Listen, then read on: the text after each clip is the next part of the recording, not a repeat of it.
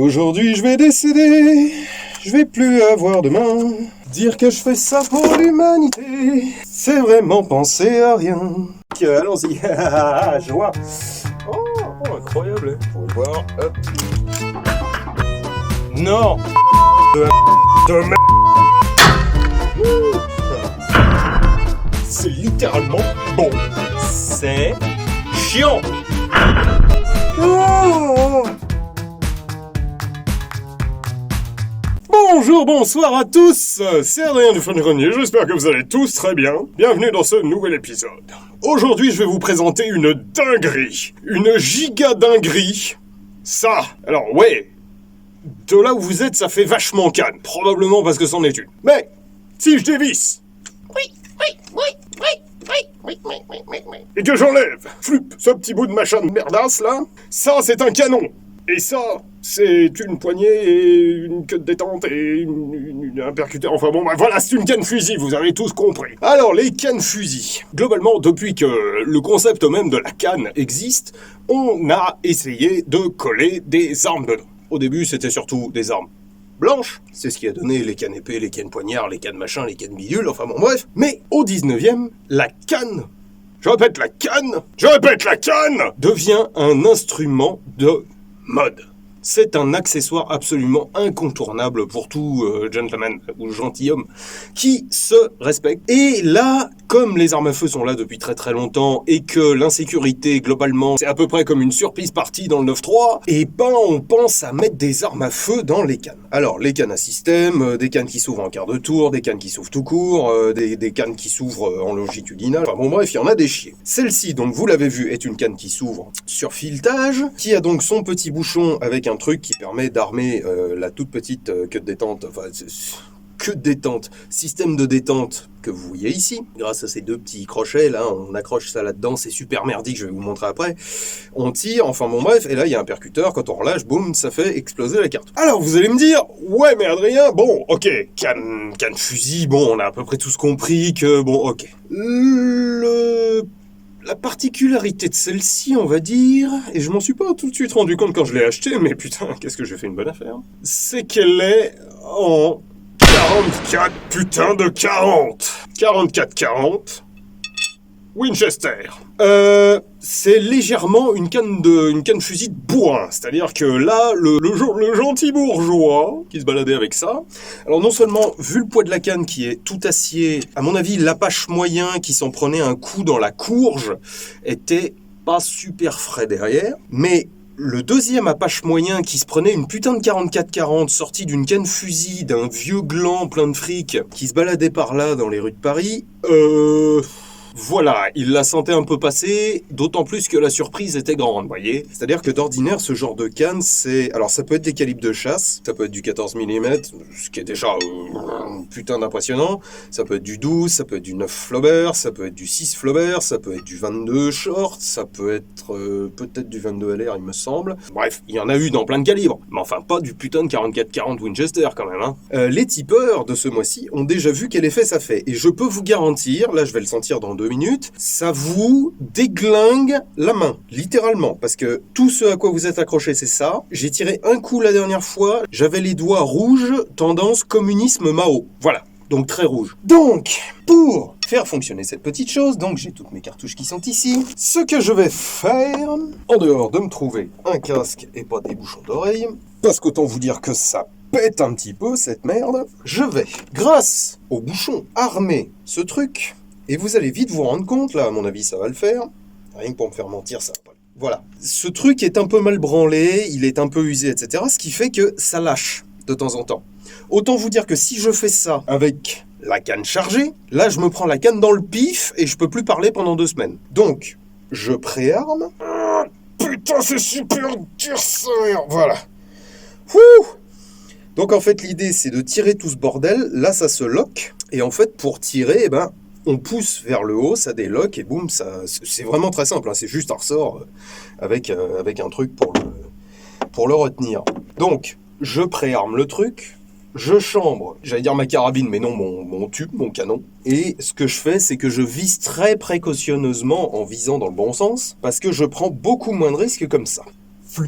Et donc là, il faut revisser très précautionneusement en ne touchant absolument à rien, histoire d'éviter que ça nous saute à la bouche. Voilà, je suis armé, je suis chambré. Et là, c'est le moment où je vais souffrir ma mère. Donc, autant vous dire que cette canne est faite normalement pour une distance d'engagement d'agression, c'est-à-dire de 0 à 5-6 mètres, quoi, en gros. Pas pour les 23 mètres que j'ai là. Donc si je touche, ça tient du miracle. Hein ? Gardez ça à l'esprit. Alors, putain de ta mère, j'ai pas envie, mais alors pas du tout, mais pas du tout, mais pas du tout. Ah.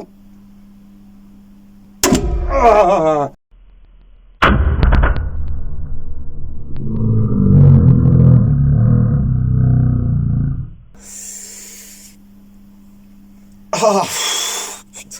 Aïe. Je sais pas si j'ai touché quelque chose, mais aïe. Ah si, j'ai dégommé le gong qui était sous la cime, non? Ah, aïe. Super. Voilà.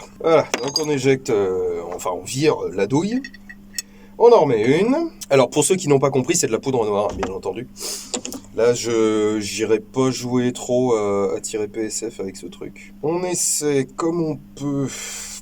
Putain, c'est vraiment pas pratique. J'ai toujours dit qu'il fallait que je me fasse un outil pour charger ce machin, mais je l'ai jamais fait. Aïe, putain. Voilà. Donc là, c'est bon. Donc, encore une fois, très précautionneusement, nous revissons ce truc. Et on est prêt à tirer. Putain, j'ai vraiment pas envie. J'ai vraiment pas envie, bordel. Faut vraiment que je vous aime, hein.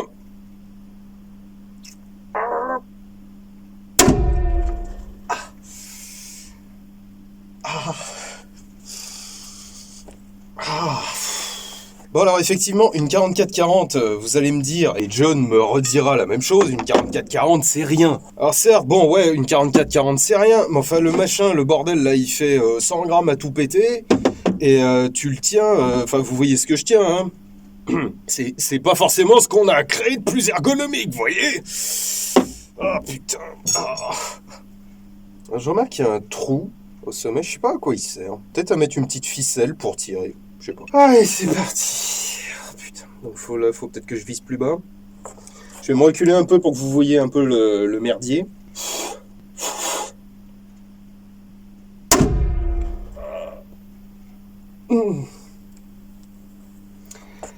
Voilà. Je sais pas si c'est impressionnant de votre point de vue. Du mien, c'est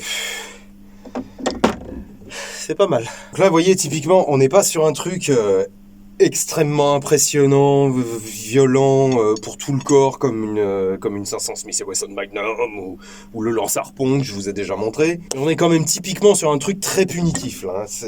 Là j'en ai tiré combien? 3. J'ai pas envie, putain, mais regardez la main quoi.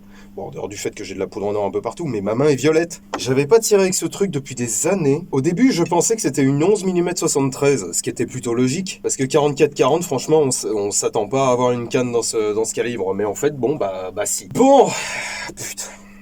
On va peut-être pas en faire des masses, hein, je vous préviens tout de suite.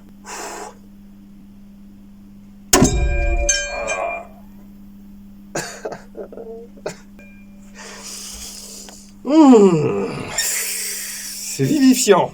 Je suis venu pour la vivifianceté de l'arme. Bon, l'avantage, c'est que au rythme où je vais, ça va, la fumée, c'est gérable. Heureusement qu'il n'y a pas un taré de fabricant qui nous a sorti le même système à répétition, parce que alors là, non, c'est pas possible. Enfin bon, voilà, ça faisait longtemps que j'avais pas tiré avec, et je comprends pourquoi. Oh, putain. Non mais, vous avez vu ce flinch d'enculé? J'ai pas envie de tirer avec ce truc. Ouh.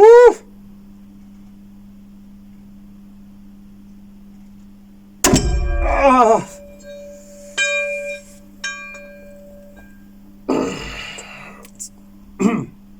Excusez-moi, j'ai plus de doigts là. Au moment où cette vidéo sera sortie là, je vais rajouter une contrepartie Tipeee pour m'aider à payer les frais pour l'hôpital. Je sais pas comment on appelle le spécialiste des doigts, mais le doigtopute, le doigtologue.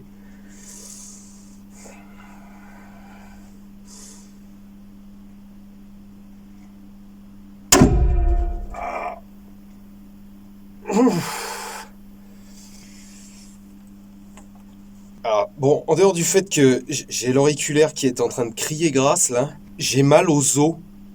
Sans déconner, dans les os, là, j'ai mal. C'est exactement l'effet que m'avait fait le 500 Smith & Wesson Magnum quand je l'avais testé. Ah, nique ta mère, saloperie de canne. Ouais, j'en refais encore une. Et puis après, j'amène cette saloperie au banc d'épreuves de Saint-Étienne, histoire qu'il la neutralise, pour ne plus jamais que j'ai à souffrir comme ça.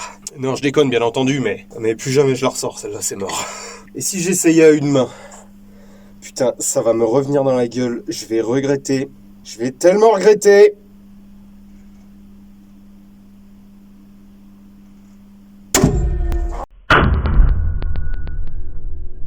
Ah!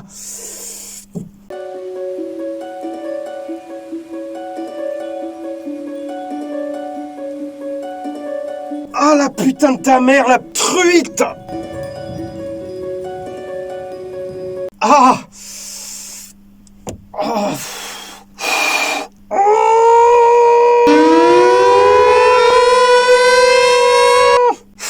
C'est même pas surjoué là, j'ai mal sa mère. Ah. J'ai plus de sensation au bout des doigts, ça reste. Bon, les cannes fusil c'est super, c'est vraiment super, j'adore.